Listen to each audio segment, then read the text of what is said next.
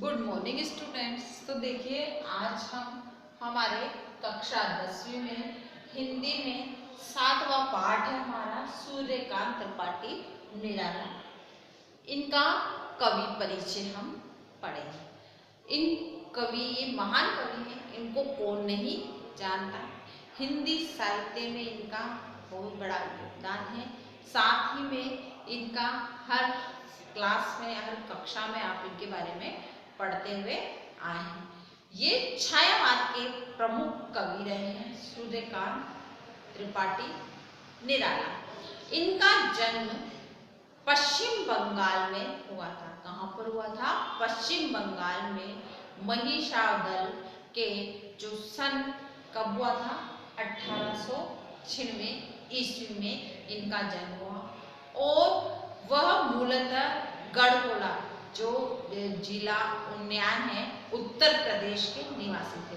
यानी कहाँ के रहने वाले थे? ये उत्तर प्रदेश के रहने वाले थे। इनका जन्म पश्चिमी बंगाल में हुआ था। कब? 1896 ईस्वी में। और ये जो है उत्तर प्रदेश के निवासी रहे। निराला जी की जो औपचारिक शिक्षा है, औपचारिक शिक्षा कहें तो शुरुआती जो शिक्षा होती है वो जो शिक्षा है इन्होंने हाई स्कूल तक पूरी। जो शुरुआत की जो शिक्षा थी, इनकी जो औपचारिक रूप से जो शिक्षा होती है यानी पढ़ाई जो होती है, किताबी पढ़ाई जो होती है इनकी जो है वो हाई स्कूल तक की हुई थी। और इन्होंने स्वाध्याय से, सो यानी खुद का अध्ययन यानी खुद पढ़कर इन्होंने संस्कृत में, बांग्ला में, अंग्रेजी में ज्ञान अर्जित किया। इन्होंने क्या किया? संस्कृत में, बांग्ला में, बांग्ला मतलब बंगाली भाषा और अंग्रेजी भाषा,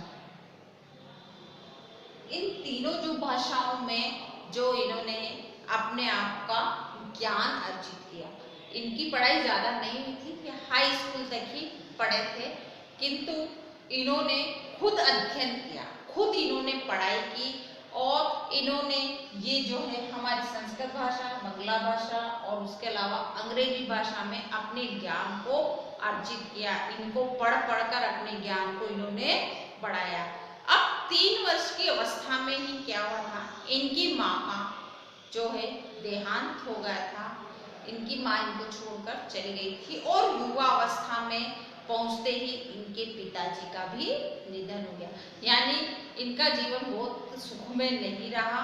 इनके जीवन में जब ये इनका जन्म हुआ उसके बाद जब थोड़े बड़े हुए, 3 साल तक के हुए, 3 साल की उम्र में ही इनकी माताजी का देहांत हो गया।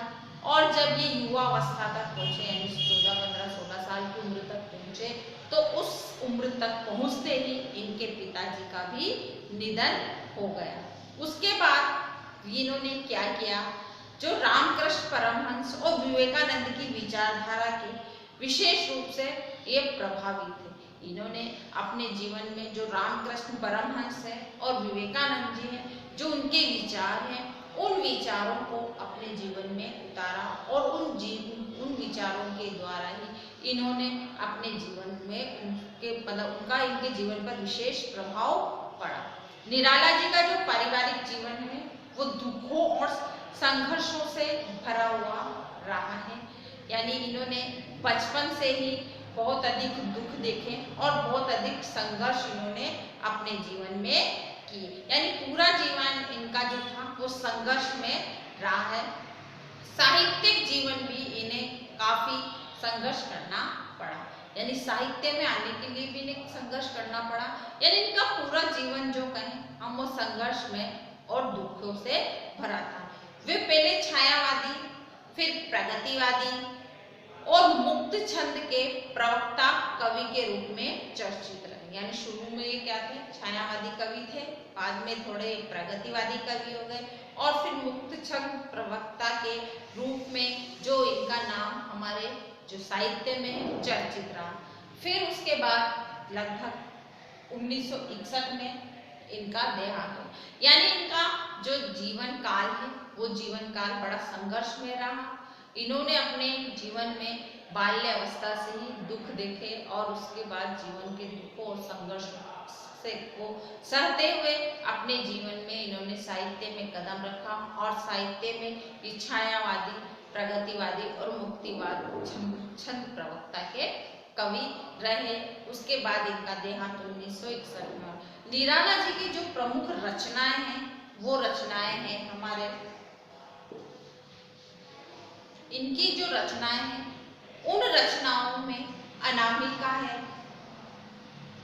इनकी जो रचनाएं हैं मैं लिखती हूँ, जो प्रमुख रचनाएं हैं वो है अनामिका। इनकी जो रचना है वो है अनामिका है, परिमल है, उसके अलावा परिमल के अलावा है गीतिका,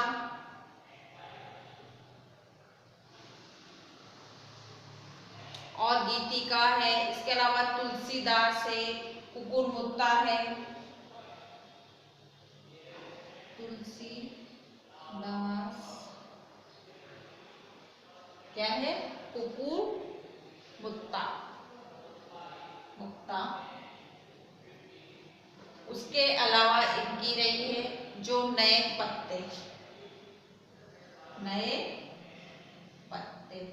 ये लगभग इनकी जो मुख्य रचनाएं रही हैं, ये इनकी मुख्य रचनाएं रही हैं। इनके अलावा भी इन्होंने उपन्यास और कहानी जो है उनके भी आलोचना की और उनके पर इन्होंने निबंध लिखे।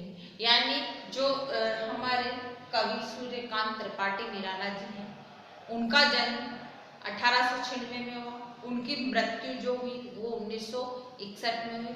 उस जीवन काल में उन्होंने बहुत सारे दुख सहे, साथ में खूब सारे संघर्ष किए और साहित्य में अपना नाम कमाया।